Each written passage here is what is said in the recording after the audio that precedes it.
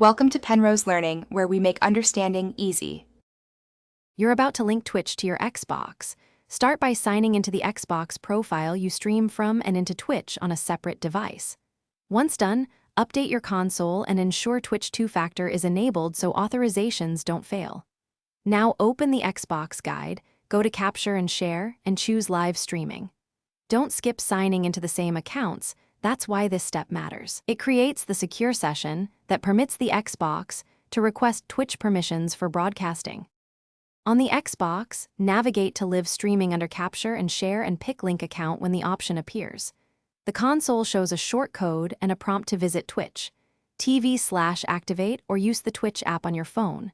Once there, log into the same Twitch account and enter the code. This pairs the devices. Make sure you accept permissions the console requests because that grants broadcasting and chat moderation access. After you authorize, the Xbox will confirm the linked status automatically. Finish by starting a quick test stream from the live streaming menu to verify camera, microphone, and bitrate. If the stream starts and shows on your Twitch channel, you're done.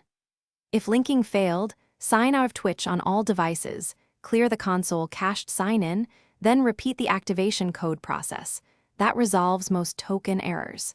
Make sure Network NAT is open and your Twitch account doesn't have restricted features. One key troubleshooting tip: re-enable two-factor only after